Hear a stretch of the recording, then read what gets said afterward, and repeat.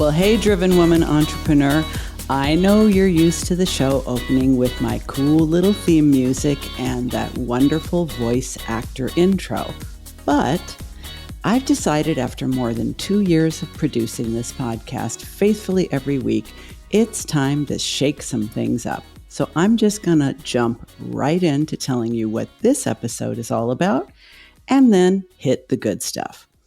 One of the things that I talk about with my coaching clients more than anything else is the subject of boundaries. You could say I'm kind of obsessed with boundaries because there isn't any area of your business where better boundaries don't pay off.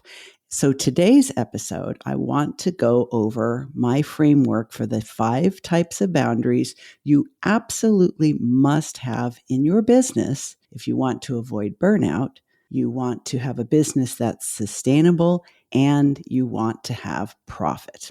Shall we do this?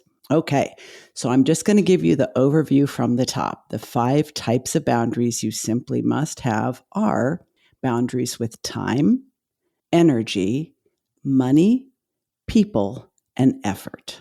Now, I'm going to break those down individually, and I'm going to give you something that you can request a little bit later on in the show notes with a link so that you can have a PDF of this, because there are some actionable items that I'm going to suggest you do. And the reason why is that most of us avoid doing the kind of things that I'm going to suggest for follow-up because we know on some level that we need to improve our business boundaries. But behavior change is hard. It is simply hard for all of us. And oftentimes things that are hard tend to be the very same things that we procrastinate on, we resist doing, and we flat out avoid. But I hope to convince you by the end of this short, hard-hitting solo episode that it will be well worth it for you to do at least one of them. Remember, there are 5 different types of boundaries you need in business. An improvement in one of them will have an effect on the others. So start where you have the least amount of resistance and then keep going at the pace that you can stick with. Okay? So let's start with time. What I'm referring to when I say we need to have boundaries around our time are: is your business a side hustle or is it your full-time gig? This is really crucial because so many of us start our first business or even our 4th business on the side. You'd have to be in a pretty privileged position to give up a full-time job with benefits, burn the boats, and start a business from scratch. It can easily take up to 3 years before you are profitable. And who can go without a paycheck for 3 years? Probably somebody who has a rich husband, but I digress. So, is your business a side hustle or is it a full-time gig? If it is a side hustle, I don't have to tell you how important it is to have boundaries around your time. Your side hustle business is going to be created on evenings, weekends, holidays, when the kiddos are taking a nap, while you're driving cross country to visit the fam for the holidays, and you're working madly away on your tablet while your partner's driving. People who start businesses as a side hustle often become very, very masterful when it comes to creating business basics with very little time. As a matter of fact, something I've noticed with my coaching clients is the more time they have, the more time they need. And here's what I mean by that. If you had to take a test, many of us have taken exams, professional exams, academic exams, and they're usually timed, right? You don't usually get as long as you need. So we have all learned the skill of getting something hard done within a specific time frame. And I find that if we assign a specific time frame to something, we will not only get it done faster, we will probably get it done with more enthusiasm and less effort. There's something about a deadline that is simply magic for most of us. And because many of my clients and myself have ADHD, we especially need deadlines to focus sustain our effort, and really honestly do our best work in a minimum amount of time. So if your business is a side hustle, you're going to have to do more with less. And I applaud you for that. But don't think that if you had more time, you would get more done. What I've seen again and again and again with the many coaching clients I've worked with over the years is oftentimes the more time we have, the more time we waste. Now, clearly, this is not true for everybody, but there's the fucking around time that we all do. There's the time that we're getting ready to get ready. And there's all the time that we spend gathering things together to sit down and focus.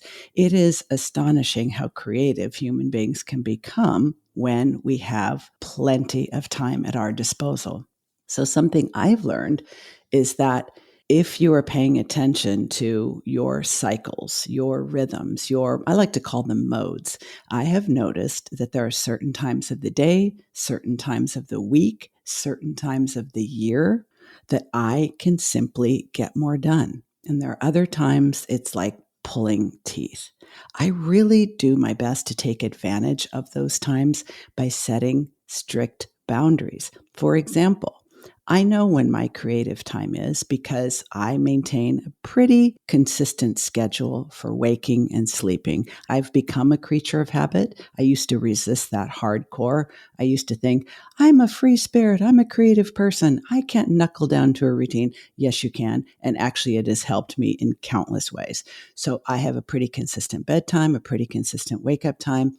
And I do batch and time block the different types of work that I do because even though I resisted it for a really long time, that's one type of boundary that has really helped me so much. And so I offer that to my clients who are willing to give it a shot.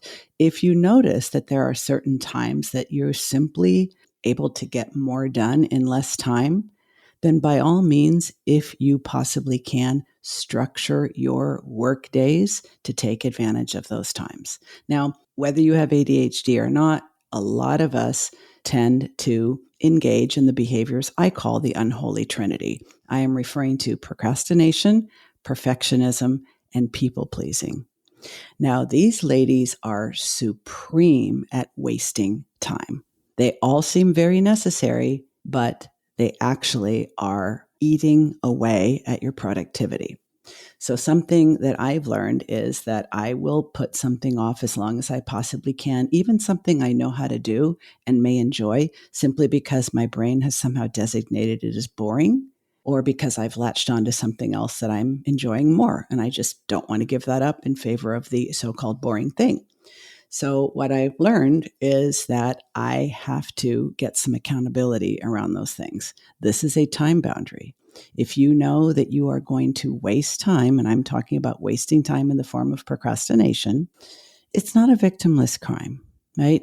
Procrastination tends to eat away not only at your productivity, but at your self-esteem. Nobody ever feels great about procrastination. So I know the types of things that I put off as long as I possibly can, and sometimes even long enough that there's a negative consequence. Not proud of it, but I admit this is part of my makeup. And it's part of the makeup of a lot of people I know. So I specifically use the tool FocusMate. I do not overuse this tool. It's a wonderful thing. I'll make sure I link to it in the show notes. If you haven't ever scheduled a FocusMate session, I strongly encourage you to sign up for a free account and do it. Most people really don't need more than a free account. And here's another example of how you use your boundary with time. You could sign up for a paid account and have unlimited FocusMate sessions, but I don't recommend it. First of all, because things we have an unlimited amount of, we tend to take for granted and not really utilize them properly. And when you have a limited number of them, as on the free account, you tend to be more discerning, more discriminating, and more intentional about the way you use them. So my hacks for this short episode are, when it comes to time boundaries, know if you are a procrastinator, if you are a perfectionist, if you are a people pleaser, you know exactly how those things affect your time boundaries. First of all, you don't set time boundaries. You exceed them. And then you're not really satisfied with the result. And oftentimes, this unholy trinity shows up like a threesome. First, you procrastinate and you don't start the task until the last possible second. Then, once you finally get going on it, you perseverate about it, you obsess about it, you apply perfectionistic standards to it. So you're never quite finished. And then once you finally do hand it off to your team member, your client, or whoever has desperately been waiting for it, you're constantly second guessing yourself if it was good enough. These are perfect examples of time boundaries that have been violated.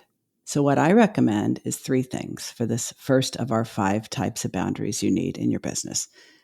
When it comes to time, always try to act with intention, whether that means time blocking, whether that means batching, whether that means theme days, or all of the above. When you need to do something, put it on your frickin' calendar. I am not kidding. Yes, you know you need to do it. Put it on your calendar. You can train your brain to see anything on the calendar as an appointment and call that a necessity. I notice that people break promises they make to themselves a lot more frequently than they break promises they make to others. So I encourage people to put important things on their calendar and consider it an appointment with another person. You don't want to disappoint them. Yes, I know you're kind of fooling yourself, but you'd be amazed how well it works. Then set a time limit. Decide the amount of time you are going to give this particular task. And it could be any kind of task. It could be writing your show notes for a podcast episode. It could be writing your email to send out to your list this week. It could be a sales page. It could be content for a new mini course you're putting together. It could be anything. It could even be an email that you need to send to someone to initiate a difficult conversation you've been avoiding. Whatever it may be, set a time limit. Set the amount of time that you think you actually need and then reduce it by about 10%. What I have found is based on the principle that the more time we have, the more time we think we need. If you give yourself just a little bit less time on the schedule than you actually need to complete the task, it will help you focus, it will help you finish, and it will help you fly past those inner voices and negative thoughts that will only derail you and make it take twice as long. And then Focus Mate. For those who are not familiar, Focus Mate is what a lot of people refer to as body doubling. And what it really is you are making an appointment to go log into their website for either a half an hour or an hour at a specific day and a specific time for the specific purpose of getting something done. It doesn't matter what it is. It could be paying your bills or folding your laundry. It really doesn't matter. It could be, calling in all your prescriptions to the pharmacy. It could be a dog training session in your kitchen. Whatever it is that you're not getting done because you don't have accountability, you schedule a Focus Mate session. You check in briefly with the other person who has agreed to be your accountability partner. They check in with you. You say, this is what I'm going to do. They say, this is what I'm going to do. And you turn off your audio and you do it. There's something about having another person just knowing that you said you were going to do something at this specific time, and you're forming this pact with each other. It's absolutely fascinating how powerful this is, considering that you will be probably matched with someone you do not know and you will never see again.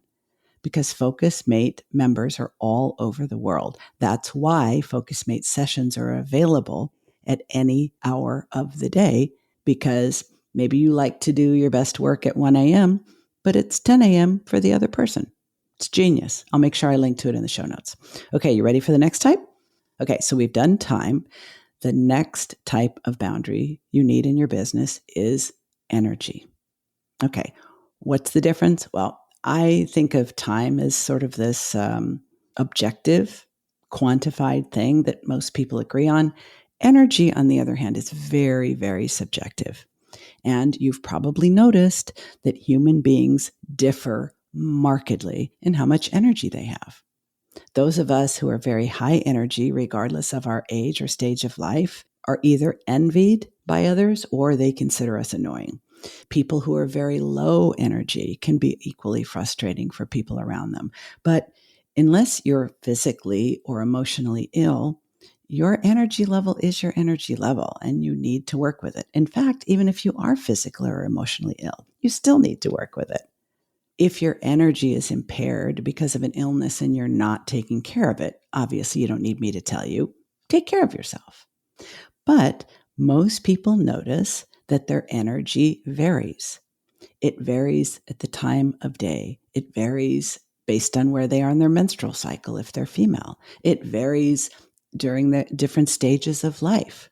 And when we're really excited about something, we're really looking forward to something. I mean, don't you remember when you were a kid and it was the first day of spring break?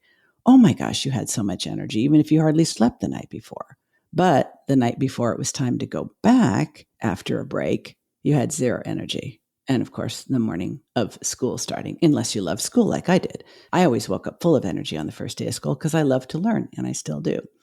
But your energy can be managed, and you need to have boundaries in place in order to protect your energy. The reason why is that your energy is kind of set. And if you do not respect your energy settings, you're probably going to either exceed your bandwidth, which means you're going to overcommit, you're going to overschedule, you're going to overpromise, you're going to overdeliver. You see the theme here? You're going to freaking overdo it. And when you overdo it, this is one of the fastest and most reliable ways I know to put your ass on the track to burnout. On the other side of the equation, if you do not respect your energetic boundaries, you might not expect enough of yourself. You might set your expectations too low. You might think, oh, I'm never going to be able to finish that in time, so I'm not going to try. And that can become quite the self-fulfilling prophecy. If you've ever had a conversation with yourself around imposter syndrome or self-sabotage, then you are probably cueing into what I'm dishing out right now. Because oftentimes we will talk ourselves out of doing something when we don't think we're going to be able to do it successfully.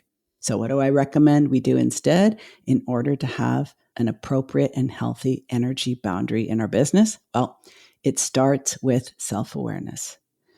It doesn't matter what any other entrepreneur is doing in their business or in their life.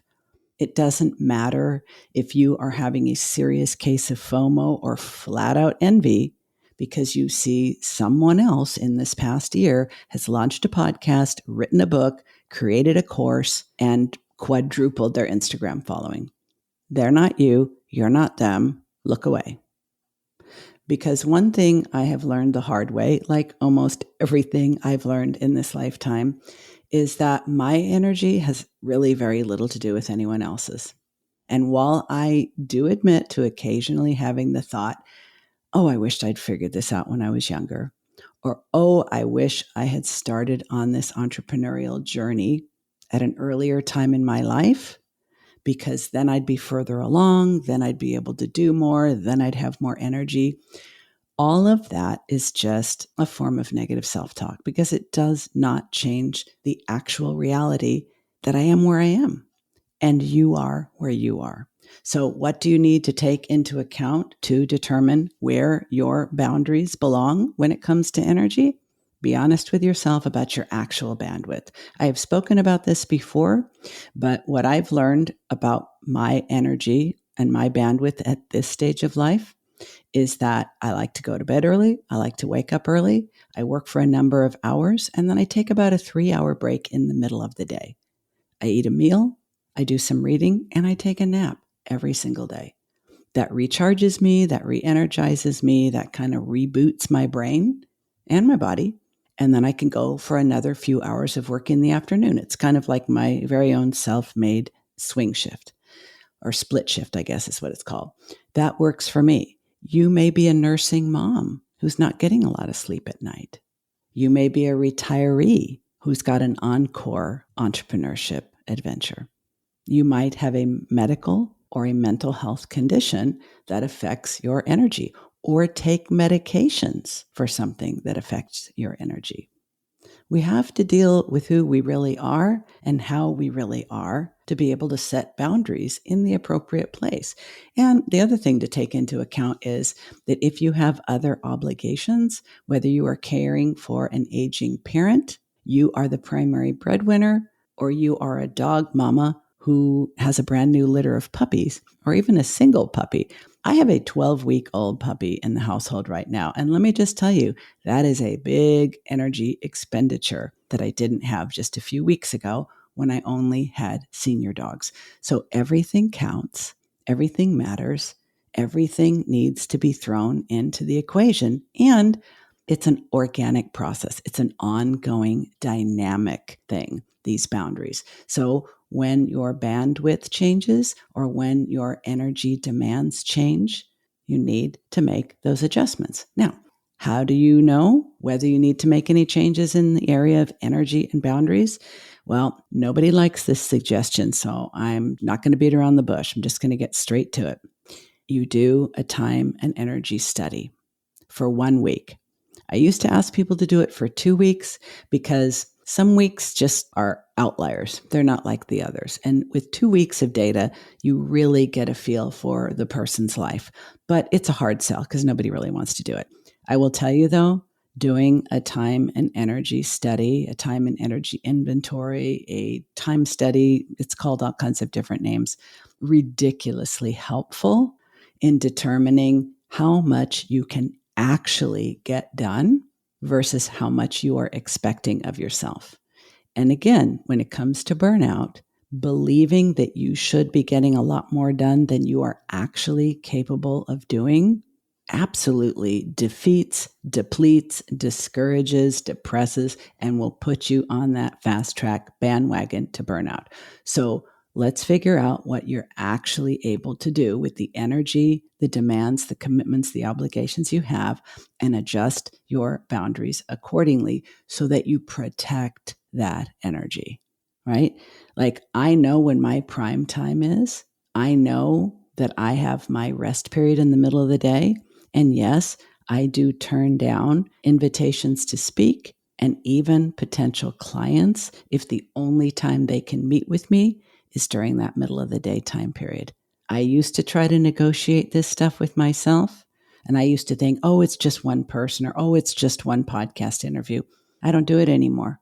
Making exceptions to the rules we make for ourselves for our own good, otherwise known as boundaries, it's never really a good idea because your brain either gets adjusted to the rules or gets adjusted to the exceptions. And brains are very tricky. Once your brain knows you'll make exceptions, don't be surprised if it doesn't respect your boundaries. It's kind of like a small kid when you think about it. Okay, anyway, on to the next one. Ready for number 3? The third type of boundary you need in your business is money. Money, money, money, honey. And you probably thought I was going to say money first, but I kind of like to warm up to the tough stuff. I have so many women tell me they're investing in their business. They're investing in their business by working with coaches and consultants and buying courses and enrolling in masterminds and all kinds of certification programs. But I think that there's a big, big, big difference between investing, spending, and wasting.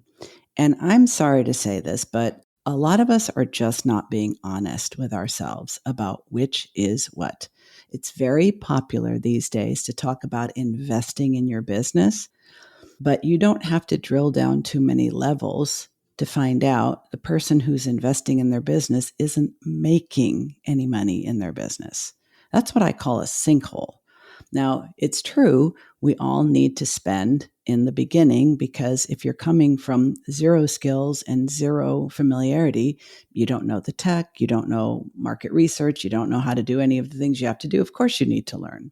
But this idea of investing in your business, and some are investing large sums of money, I don't actually consider that investing.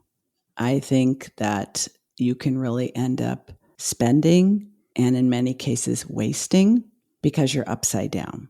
Now, I am not talking about spending money to make money. We've certainly all heard that. It's not a new expression. And oftentimes you need to invest in things to get a business going. For example, if you've got a rickety old laptop and you need to be able to run group coaching calls on Zoom, you're going to have to buy a better machine. But that's a business necessity. You don't need to buy anything and everything out there. And you sure don't need to follow all your friends into every group program that you're not going to be ready for years, if ever. So we need to be careful about investing in our business as a way of feeling legitimate as a business owner. What makes you legitimate as a business owner is not spending money on courses and programs. What makes you legitimate as a business owner is having a product or service, a price, and someone you've sold it to. Yep, it's really that simple. And most people do way too much on the front end, and they're playing catch up for years on the back end to try to bring some profit out of it because they invested in things that they really didn't need to invest in. And I don't consider that investment. Unfortunately, oftentimes it turns out to be wasting. And believe me when I say I have done it myself. It's a very seductive thing that's going on, I think, especially in the coaching industry and in the world of online marketing. This notion of entrepreneurship being, so hot, so sexy, so glamorous, and this notion of investing in ourselves and investing in our business so that we'll have a better business. You have to have a business first before you can make it a better business. And you should do it on the cheap in the beginning so that it has some hope of being profitable. The more you are, quote unquote, investing in the business before you make your first dime or dollar, the longer it's going to take for you to turn a profit. And if you are not profitable, I'm sorry, you do not have a business. You have a hobby, and probably a very expensive hobby.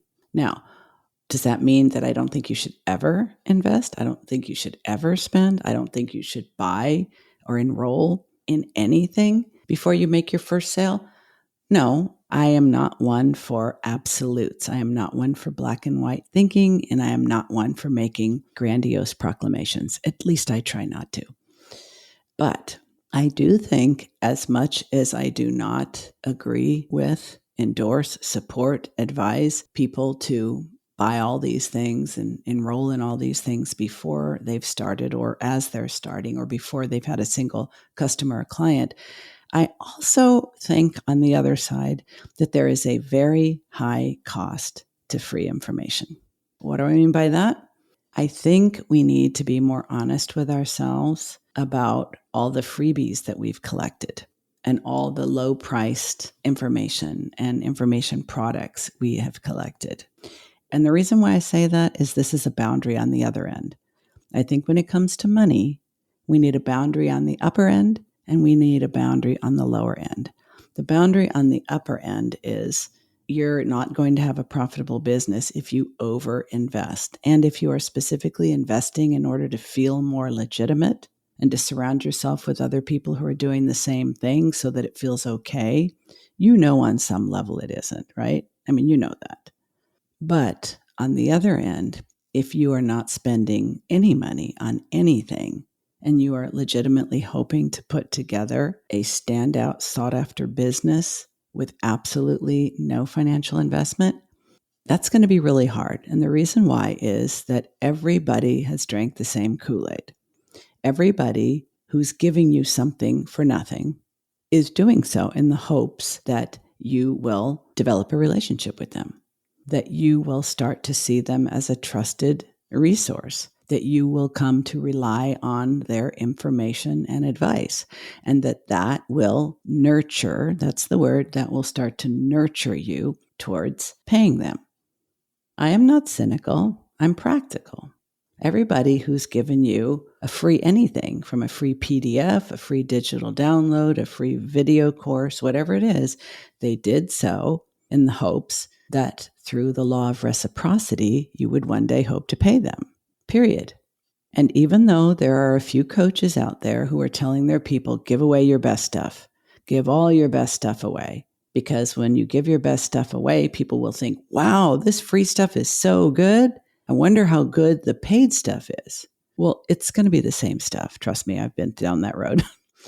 But it's based on the same principle. The problem is that nobody built a business that is profitable, stand out, sought after, successful, and sustainable exclusively from free information, because usually you're just getting step one. Like if somebody wants you to buy their book, they will send you the first chapter. And usually half of the first chapter is what other people say about how great the book is. It's really kind of useless, but that's a typical strategy. Or they're going to give you the first step to a journey. Well, once you get started, you're going to get stranded if you don't know what the next step and the next step and the next step is. Or they're going to give you a list of things you need to do, but you won't have any idea how to execute them.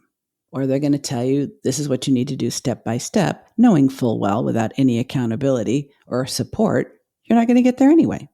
So the point is this: you need to set an upper boundary around your money and not overinvest in a business that's not yet making any money. You do not need to buy more things to feel legitimate. Decide that you're legitimate now and go sell something to somebody. And trust me, you will feel more legitimate after that. And then do it again. And on the lower end, stop signing up for all the free shit. Stop. I promise you, I don't even know you. Well, I know some of you, but you don't need more free shit. It's FOMO. FOMO is the reason that you are collecting all this free shit. And frankly, I mean, who doesn't like free shit, right?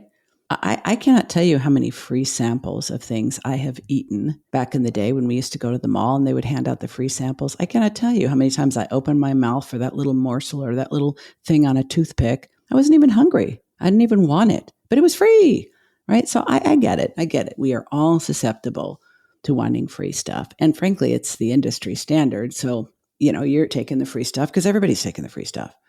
But I am telling you this, that it's not going to move your game piece.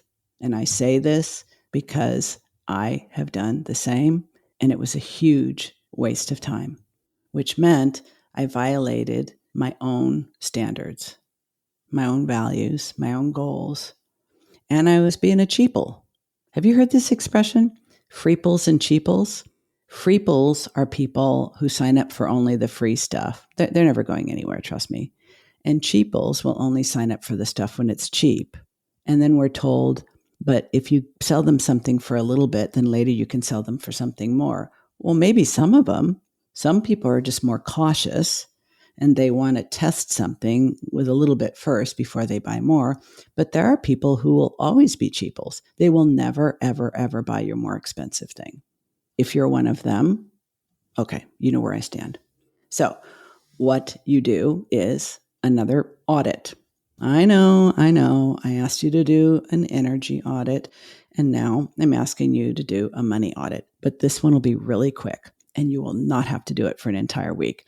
Here's how you do it. You set aside, I think you can do this in 20 minutes. Right? If you've gone way the hell overboard, you might need more than that. But most of us, I think, can do it in 20 minutes. So what you're going to do is you're going to take down an audit of all the subscriptions you signed up for. They're probably all in your spam or your trash folder. So you just look at the number of items in there and you can take a shortcut that way.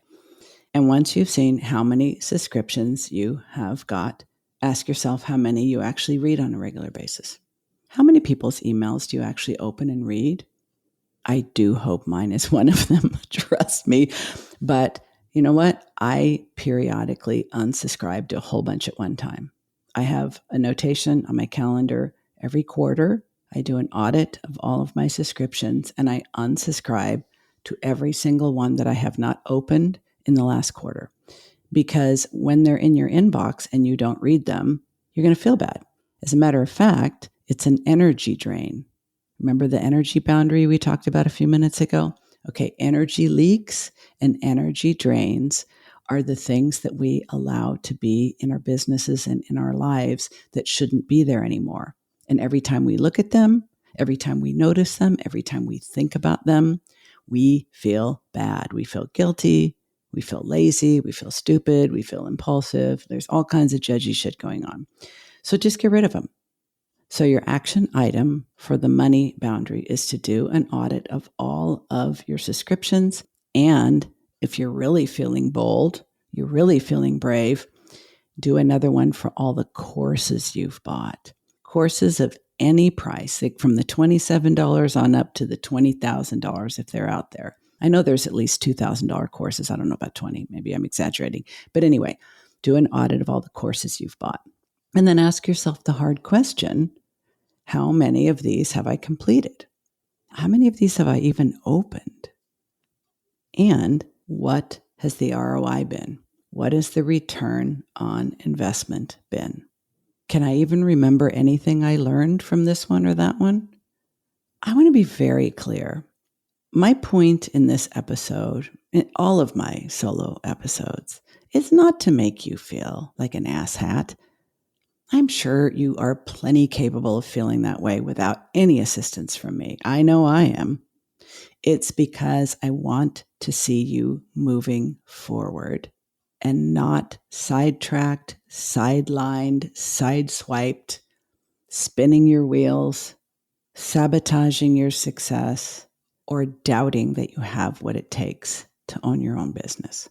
These boundary violations are traps. That's all they are. They're traps. They're like potholes in the street. If you can see them for what they are, you can drive around. Or hey, maybe take a different street. But if you don't know they're there, you will fall into them again and again and again, and you will blame yourself. And I know this because I see this in my coaching clients every single day, and I have seen it in myself. All right, you ready for number 4? People. Ooh, this one's a biggie. We need boundaries in our business when it comes to people, and I mean all kinds of people. First of all, starting with ourselves. When we lack the self-awareness about what our temptations are, whether it's social media, procrastination, avoidance, shiny object syndrome, changing our mind, starting over, we need boundaries with ourselves. As the first and most important person in our business, we need boundaries with. But what comes after that? Friends, family, clients, team members, whether they're employees, contractors, virtuals, ad hoc, project-based, and our network. What I find is that most women and most entrepreneurs, and most specifically women entrepreneurs, tend to have a default yes. Let's face it, we are culturally conditioned to be people pleasers, even if we're introverted and maybe even a little antisocial. We kind of know that when people ask us to do something, they're looking for a yes. And if somebody pitches us because they want to be a guest on our podcast, or they pitch us because they want us to participate in their online summit, or they pitch us because they want us to collaborate or teach a class to their membership or whatever, you know the answer is supposed to be yes. You know they're looking for a yes. You know they're expecting a yes. And you know they're going to be disappointed if they don't get a yes. And there's an excellent chance that you're going to give them one, because let's face it, and I talk about this all the time, yes just feels easier. And it feels more comfortable. It makes the other person happy. It gets you off the hot seat.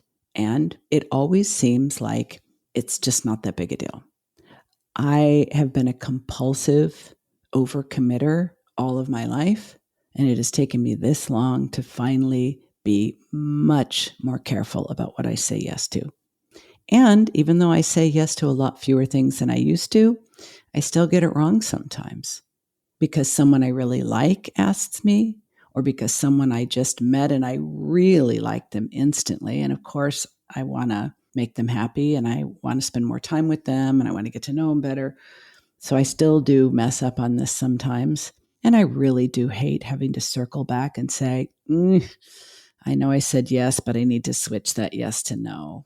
And I know you're disappointed, and I'm disappointed in myself because I didn't plan well enough to be able to honor that yes. I'm so sorry. Is that uncomfortable? Yeah, but you can do it. You can learn to do it. I mean, I don't know if you thought I sounded like a big old jerk right now, but I thought I sounded pretty sincere, because I have learned that I really should not overcommit. I really do need boundaries in my business around all those kinds of people. Let's run them from the top again. Boundaries with myself, because I always think I have more time, more energy, more bandwidth, more potential than I actually do. Some people call it time blindness, especially in the ADHD world. I call it time optimism because I always think I have more time than I do. I do not. And I don't like disappointing people. So, in this respect, it's both a time boundary and a people boundary. I have learned that I can only have so many people in my life as close friends because close friends need to be nurtured. They need to be supported. They need quality time. They need, frequent time. And if I'm already feeling pretty tapped out, I got no business trolling for new friends because I will most certainly disappoint them. You may know this about yourself as well. You may know that you really do not enjoy doing one-to-one work with clients because it feels too demanding for you. That's a boundary you need to set for yourself. You may know that you find it really very, very exciting to work with a very large group of people, but then you're exhausted for 3 days afterwards. Take that into account. I use a screening process in my business because I have developed the awareness of what kinds of clients are red flag clients, pink flag clients, and white flag clients. Oh, I don't know if I have shared that before. Everybody knows a red flag is, right? That's a nightmare freaking client that you do not want to let into your business. And once they get in there, you got to get them out like an exterminator gets rid of termites. Pink flags are things that might be a problem, but you're willing to give it a try and set very clear boundaries and communicate very clear expectations with that person. And a white flag is someone who's basically looking to be rescued from themselves.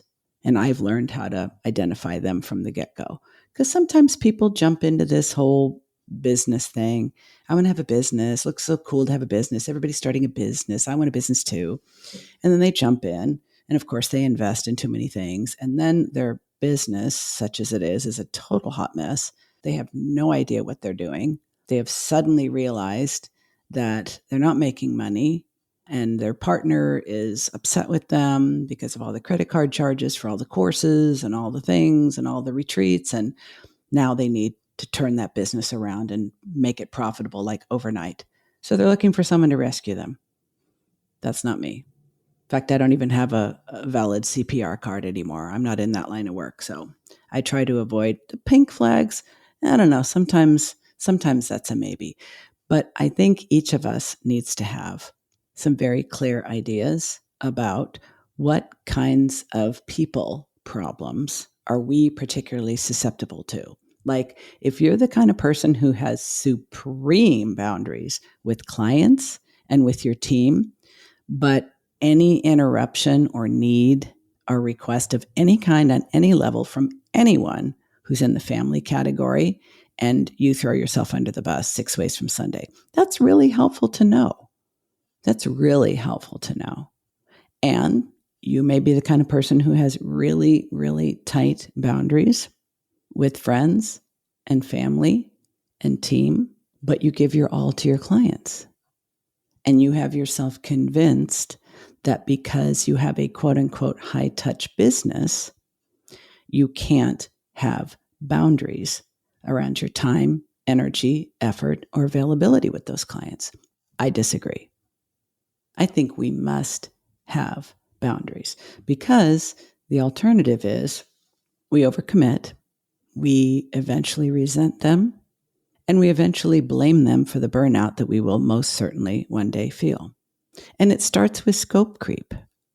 It starts with scope creep, and it starts with making exceptions, which in and of themselves always seem so minor, so insignificant, and it actually makes us feel like we're a good person when we make them. Because of the law of reciprocity, it's a slippery slope. So I think what really helps is to do that analysis of ourselves, make a list of what you can just start with one group of people. Let's make this easy peasy because I know this probably sounds like a fuck ton of work and I get it. But I want your business to bring you joy and I want it to bring you profit and power and purpose and peace of mind. And I think it can. I really believe it can. but we need to be able and willing to look at where we are missing boundaries, where our boundaries are weak and flabby and flaccid and just need to be firmed up.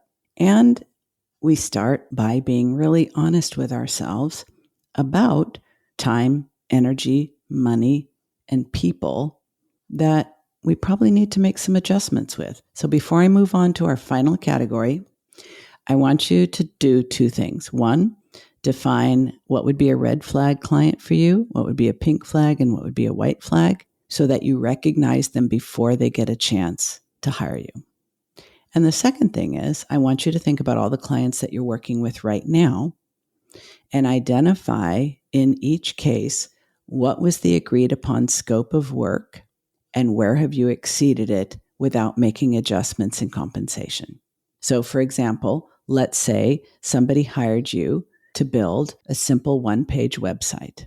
And once you got into the work with them, you ended up creating a 5-page website and you didn't get any more money for it. And there's all kinds of reasons why we do things like this. But as always, for me, change starts with self-awareness. Okay, here's our last area. Effort. Effort refers to we need boundaries around our effort in 3 areas. 1, we need to be mindful of our numbers.